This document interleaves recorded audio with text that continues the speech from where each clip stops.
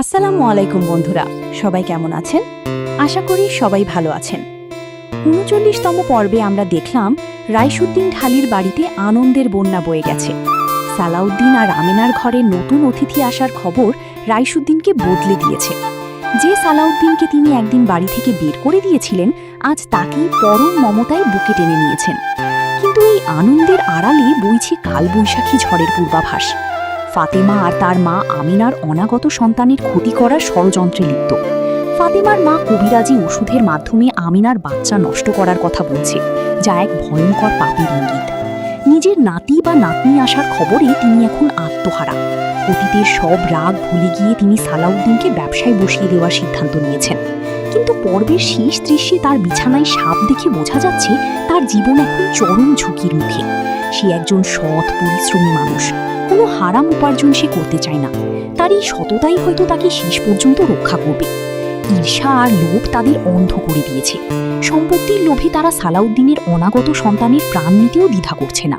রহিমার প্রতিটি কথা আর পরিকল্পনায় এক বিষাক্ত ষড়যন্ত্র ফুটে উঠছে। ৪০তম পর্বের প্রমোতে আমরা দেখেছি নান্নু মিয়া বলছেন তিনি এক ভয়াবহ ফাঁদ পেতেছেন। এই ফাঁদটি কি রাইসুদ্দিন ঢালির জীবনের ওপর কোনো হুমকি?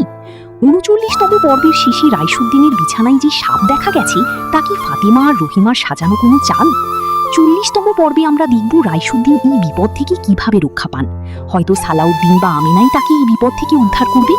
প্রমোদে বলা হয়েছে রাইসুদ্দিনকে আয়নায় নিজের আসল রূপ দেখতে হবে। এর মানে হয়তো তিনি তার অতীতের কোনো ভুলের মুখোমুখি হতে যাচ্ছেন।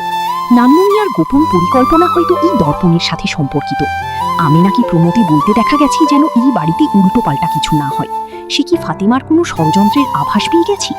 আমিনার সতর্কতা হয়তো সালাউদ্দিনের পরিবারের জন্য রক্ষা কবচ হবে। সত্যর মৃত্যু নেই, এই শিরোনামকেই বলে দেয় যে সত্য চিরকাল টিকে থাকে। ফাতেমা আর রহিমা যত বড়ই ষড়যন্ত্র করুক না কেন, সালাউদ্দিন আর আমিনার সততা তাদের জয়ী করবে। তবে আগামী পর্বে রাইসুদ্দিন ঢালির শারীরিক অবস্থা বা তার উপর কোনো আক্রমণ গল্পের মোড় পুরোপুরি ঘুরিয়ে দিতে পারে। নান্নু মিয়ার আবির্ভাব গল্পের রহস্যকে আরও ঘনীভূত করেছে। সে কি ঢালি পরিবারের সম্পত্তি গ্রাস করতে চায়, নাকি রাইসুদ্দিনের কোনো পুরনো শত্রু? নাটকের এই জটিল জট খুলতে আর মাত্র কয়েক ঘন্টার অপেক্ষা।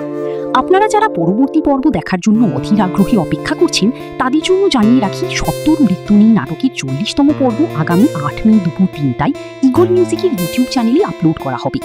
গল্পের এই নতুন রহস্য উন্মোচনের সাক্ষী হতে চোখ রাখুন ঈগল মিউজিকে। সত্য কি পারবে মিথ্যার জাল ছিঁড়ে বেরিয়ে আসতে? রাইসুদ্দিন কি তার অনাগত নাতির মুখ দেখতে পাবেন? সব প্রশ্নের উত্তর মিলবে আগামী পর্বে। পরবর্তী পর্বটি দেখতে পাবেন ৮ মে দুপুর ৩টায়।